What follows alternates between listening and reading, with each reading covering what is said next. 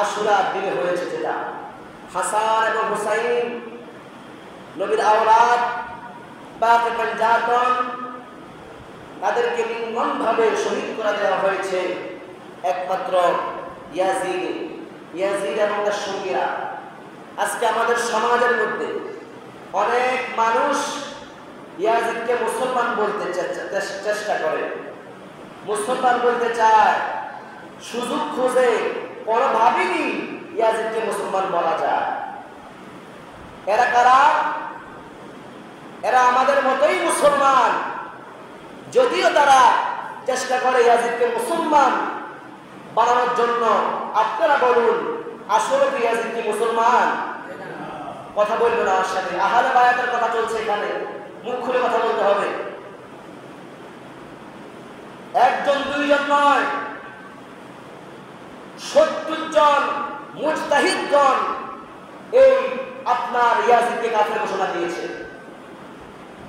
তাহলে যে ইয়াজিদ, যার ইশারায় আহলে বায়াতকে শহীদ করে দেওয়া হয়েছে, 72 জন আপনার ছোট বাচ্চা থেকে মহিলা পুরুষ সকলকে নির্মমভাবে আপনার কারবালার জমিনে ইয়াজিদের বংশরা নির্মমভাবে নবীর আওলাদকে শহীদ করে দেওয়া হয়েছে, তার মধ্যে বোঝা যায় তাদেরকে কোনোভাবেই মুসলমান বলার কোনো সুযোগ নাই।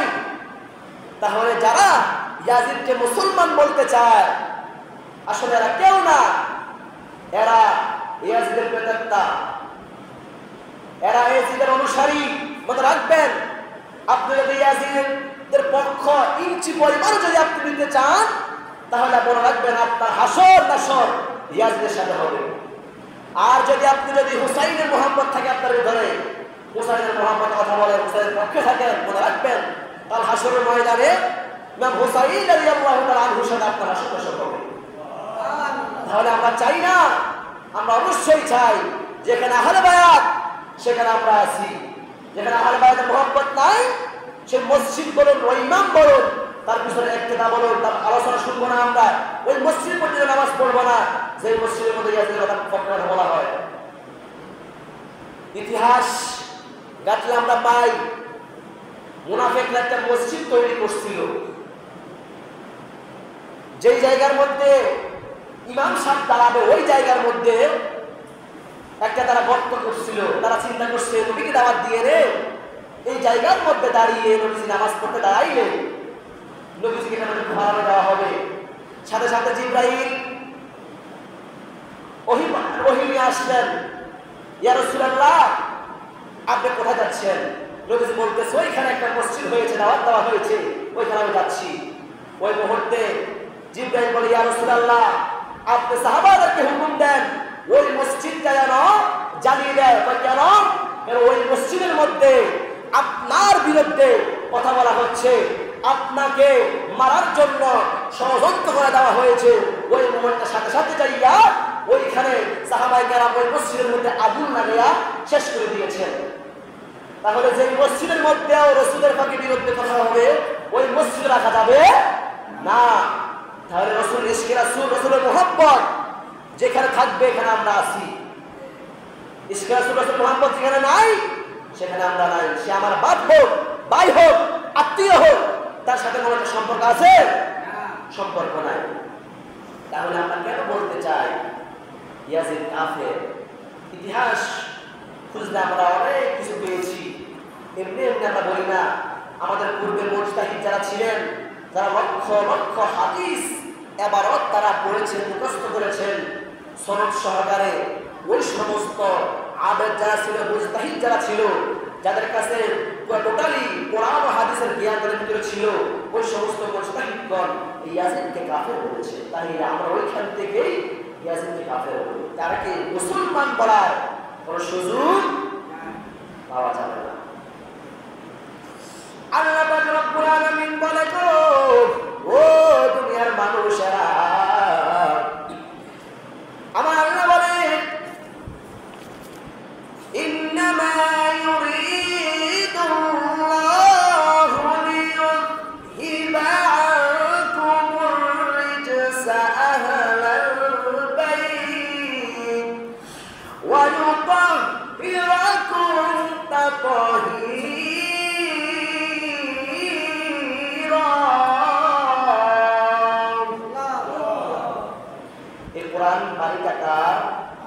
আল্লাহ। এটা আমার কথা? আমার আল্লাহ বলে তো নবী আহলে বায়াত যারা, পাক পাঞ্জাতন যারা, আমি আল্লাহ নিশ্চয় এই পাক পাঞ্জাতনদেরকে আমি আল্লাহ পবিত্র করতে চাই। এদেরকে আমি আল্লাহ পবিত্র করে দিয়েছি। জোরে জোরে বলুন সুবহানাল্লাহ। তাই নয়, আমার নবীজি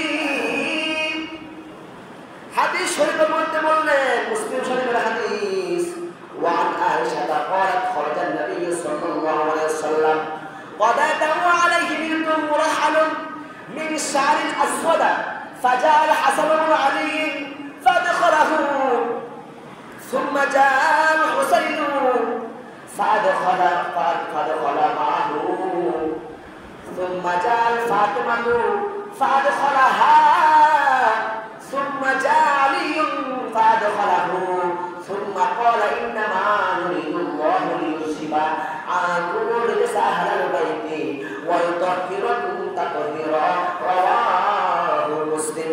আমার নবী মুসলিম শরীফের হাদিস নবী বর্ণনা করলেন, নবীজি একদিন ভোরবেলা নবীজি বের হলেন। আমার নবীজি কালো বর্ণের একটা কম্বল নবীজির গায়ের মধ্যে ছিল। ওই মুহূর্তে নবীজি হাসান রাদিয়াল্লাহু তাআলা আনহু বললেন, ও হাসান এদিকে আসো। আমার নবীজি হাসানকে কম্বলের ভিতরে ঢুকাইলেন গো। এরপরে হুসাইন রাদিয়াল্লাহু তাআলা আনহু আসলেন। এই হুসাইন রাদিয়াল্লাহু তাআলা আনহু নবীর কাছে আসলেন। নবীজি হুসাইনকেও ওই চাদরের ভিতরে কম্বলের ভিতরে নবীজি ঢুকাইলেন। ঢুকানোর পরে মা ফাতেমা জাহরা রাদিয়াল্লাহু তাআলা আনহা আসলেন। নবীজি মা ফাতেমাকে ডাক দিলেন। নবীজি কম্বলের ভিতরে মা ফাতেমাকে ঢুকাইলেন। এরপরে হযরত আলী আসলেন গো। আলী আসার পরে গো আলীকেও ঢুকাইলেন। এরপরে আমার আল্লাহ আমার নবীজি সকলের মাথায় হাত রেখে বলে, ইন্নামা ইউরিদুল্লাহু লিইউযহিবা আনকুমুর রিজসা আহলাল বাইতি ওয়া ইউতাহহিরাকুম তাতহীরা। এর দুনিয়ার মানুষ শোনো শোনো শোনো, এই হাসান হুসাইন মা ফাতেমা হযরত আলী এরা হইল আমার পাক পাঞ্জাতন। আমার আল্লাহ এদের সকলকে পবিত্র করতে চান, এদেরকে আমি নবী ভালোবাসি। আমার আল্লাহ এদেরকে ভালোবাসে। জোরে জোরে বলুন সুবহানাল্লাহ। বন্ধুরা আমার, ও বন্ধু গো, নবীজি সুনার আপনার আহমদ শরীফের হাদিসের মধ্যে নবীজি বলে, নবীজি কাবা শরীফের দরজার মধ্যে ধরলেন, হাত রাইখা বলে, ও দুনিয়ার মানুষ শোনো শোনো গো, এই যে আমার আহলে বায়াত যারা, পাক পাঞ্জাতনকে যারা ভালোবাসবে গো, আমার আহলে বায়াত হইল নূহ নবীর নৌকার মতো। ওই কোন নূহ নবী, যে নূহ নবীর কঠিন লাবরের মধ্যে ওই নূহ নবীর আপনার নৌকার মধ্যে যে ব্যক্তিগুলা উঠছে, এরা নূহ নবীর নৌকার কারণে বেঁচে গেছে, কিন্তু যারা উঠতে পারে নাই তারা পানির সাথে মিশে গেছে। আমার নবী বলে, এ আমার আহলে বায়াত যারা, এ আহলে বায়াতকে যারা মুহাব্বত করবে গো, এরা নূহ নবীর নৌকার মতো তারা বেঁচে যাবে। কিন্তু যারা আমার আহলে বায়াতকে ভালোবাসবে না গো, এরা যেমন ভাবে নূহ নবীর নৌকাতে উঠতে না পাওয়ার কারণে তারা ধ্বংস হয়ে গেছে।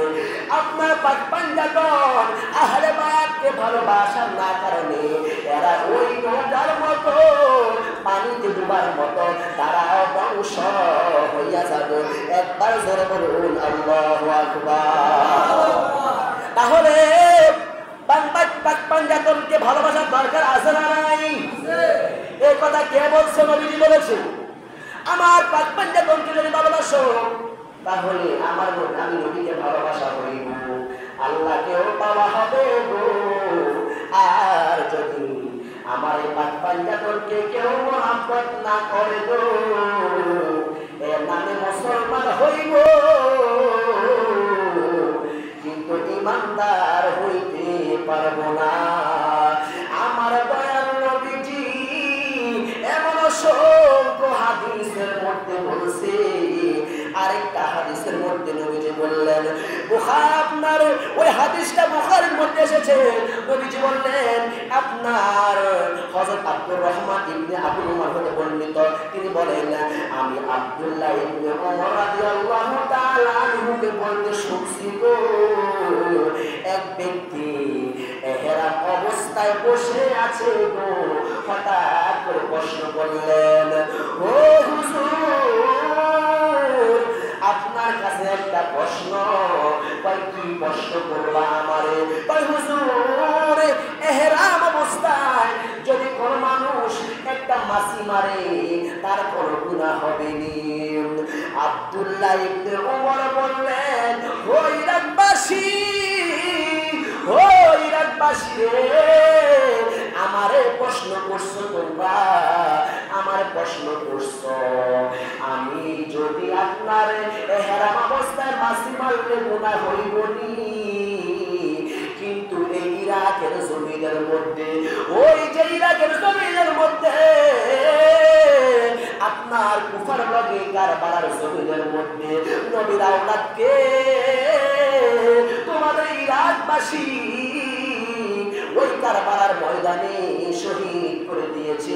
এটা কি তোমাদের চোখে পড়ে নাই? বন্ধুরে আমার, শুধু একটা কাহিনী নয়, অসংখ্য অগণতি কাহিনী এই কারবালার জমিনের মধ্যে ঘটেছে। শুধু তাই নয়, শিশু বাচ্চা আলী আসগর আপনার 3 দিন পর্যন্ত কারবালার জমিনের মধ্যে পানি বন্ধ করে দিছে।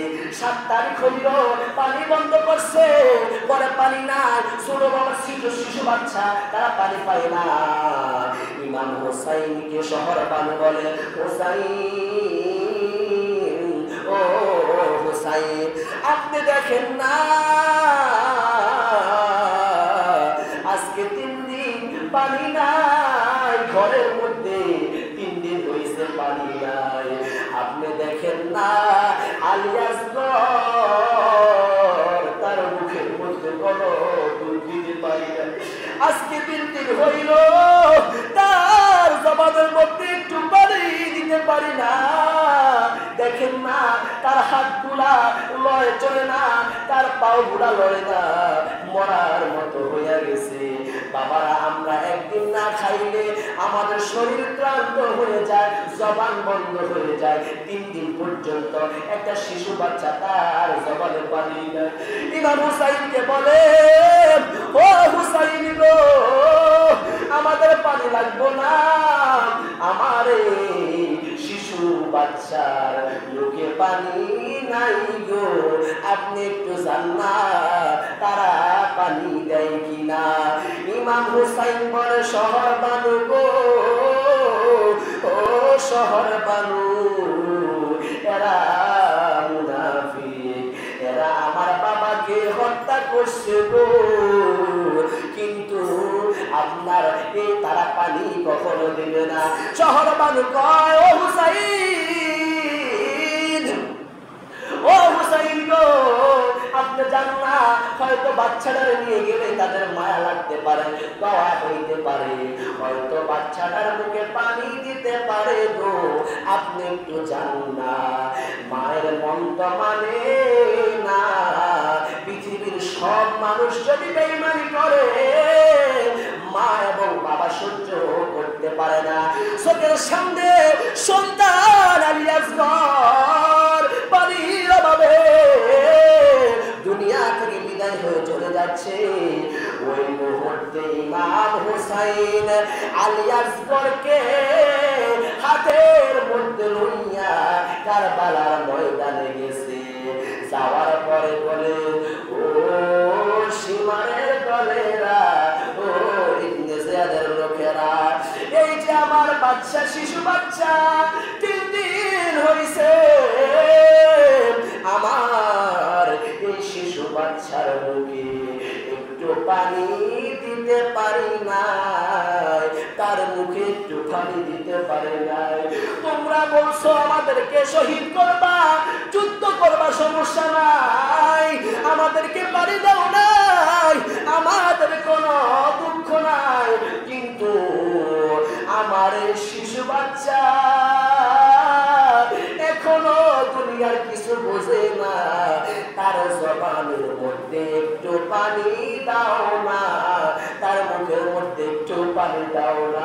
দেখো না, তার হাত তুলে রাখতে পারে না, 3 দিন ক্ষুধার কারণে শিশু আলী আসগর জবান লাগতে পারে না, মুখ লাগতে পারে না, আরে একটু পানি দাও না গো, আমাদের পানির মধ্যে আমাদের পানি লাগবে না।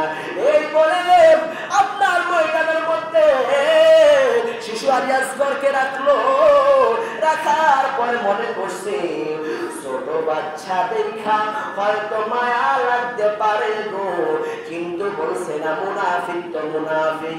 আল্লাহ যাদের অন্তরের মধ্যে মোহর মারছে, মনে রাখবে কাফের আপনার এমন ধ্বংস করবে না, আপনার বিধর্মীয়কে ধ্বংস করবে না, যে ধ্বংসটা আপনার মুনাফিকের মধ্যে করবে। এই কারণে আমার নবীজি বলেছে এই মুনাফিকের মতো বেঈমান আর কোনো কিছু হইতে পারে না। এই করে আলী আসগরকে যখন এইভাবে দিল গো, ইবনে জিয়াদ ডাক দিয়া কয়, এই সুযোগ নবীর আওলাদকে পানি দেওয়া যাবে না। দেখেন না, একটা শিশু বাচ্চা, তার পানি দিলে কি হয়েছে? এই শিশু বাচ্চারে তীর মাইরা শেষ কইরা দাও। এমন জোরে একটা তীর নিক্ষেপ করছে, এমন জোরে একটা তীর মারলো, হাদিস শরীফ দেখা যায় আলী আসগরের বুকটা সেট করে কলিজাটা বের হইয়া গেছে। এই মুহূর্তে রক্ত আলী আসগর জর্জরিত হয়ে গেছে। আবার হুসাইন এই আলী আসগরকে বুকে নিয়ে ঘরে গেল গো। যাওয়ার পরে শহর বানু কয়, হুসাইন, ও হুসাইন গো, মনে হয় পানি দিছে, এই কারণে আমার বাচ্চা মনে হয় ঠান্ডা হয়ে গেছে, এই কারণে মনে হয় আলী আসগর আওয়াজ করে না, মনে হয় পানি দেওয়ার কারণে এমন হয়ে লড়তেছে না। হুসাইন ডাক দিয়া কয়, শহর বানু এমন পানি দিছে গো, এমন পানি দিছে, যে পানির কারণে আমার আলী আসগর আর কোনদিন উঠবে না। একবার জোরে বলুন আল্লাহু আকবার। ওই হলো ইয়াজিদ। যেন আমরা বলি ইয়াজিদ কাফের, মুসলমান হইতে পারে না। শিশু বাচ্চা একটা ঘটনা না, অসংখ্য দলিত ঘটনা আছে। এই শিশু বাচ্চাকে পানি তারা দেয় নাই, এবং আউল মুহাম্মদ এরাও বাচ্চা ছিল, এদেরকেও শেষ করে দিয়েছে। যে মুনাফিক, যে ইয়াজিদ, আপনার নবীর আওলাদ যারা মহিলারা ছিল এদেরকেও ছেড়ে দেয় নাই, এবং দুধের শিশু আলী আসগর, আলী আকবর, মুহাম্মদ, আউন, এরা ছিল শিশু বাচ্চা, এদেরকে এরা রেহাই করে নাই। তাহলে আপনারা কি কোন জবানে আপনি এই জবান দিয়ে এদেরকে মুসলমান বলবেন? খোদার কসম, মুসলমান বলে আপনি বলতে চান, তাহলে তার হাসর নাসর আপনার ইয়াজিদের সাথে হবে। মনে রাখবেন, এই কারণে আমরা ইয়াজিদকে কখনো মুসলমান বলতে পারি না যে ইয়াজিদ রাসূলের বংশকে আপনার শহীদ করে দিয়েছে, ছোট একটা শিশুকে তারা ছাড়ে নাই। তাহলে যতদিন বেঁচে থাকবেন মনে রাখবেন, যদি কোনো ব্যক্তি দেখেন ইয়াজিদের পক্ষ নিতে চায়, বুঝতে বাকি থাকবেন না এদের ইয়াজিদের উত্তরসূরি। আপনি আমার ভাই হতে পারেন, আমার ঘরের একজন মেম্বার হতে পারেন, আপনি আপনার বন্ধু হতে পারেন, কিন্তু আকীদার বিষয় আপনি যদি যেই হন না কেন আপনাকে বিন্দু পরিমাণ ছাড়তে আমার কোনো সমস্যা নাই। এই কারণে কোনো মুনাফিকের সাথে আমাদের সম্পর্ক থাকতে পারে, জবান খুলে থাকতে পারে, আপনার ভাই হোক, আপনার আত্মীয় হোক। এই কেন বুঝি বলেছে এদের সাথে কোনো আত্মীয়তা করা যাবে, এদের সাথে কোনো সম্পর্ক করা যাবে, বন্ধুত্ব বলুন, তাদের সাথে আপনার সম্পর্ক বলুন, এদের সাথে সম্পর্ক করবেন তো আপনার হাসর নাসর এদের সাথে হবে। আল্লাহ রাব্বুল আলামিন আমাদের যেন ইমাম হাসান এবং হুসাইন আহলে বায়াতের মুহাব্বত নিয়ে যেন আমরা কবরে যাইতে পারি, আল্লাহ রাব্বুল আলামিন সেই তৌফিক দান করুন। আহলে বায়াতের মুহাব্বতে যেন আল্লাহ আমাদের সবাইকে কবুল করুন, সকলকে মাফ করে দিন। সকলে বলুন আমিন, আর উচ্চ আওয়াজে বলুন আমিন। ওয়া মা আলাইনা ইল্লা বালাগনা। আসসালামু আলাইকুম ওয়া রাহমাতুল্লাহি।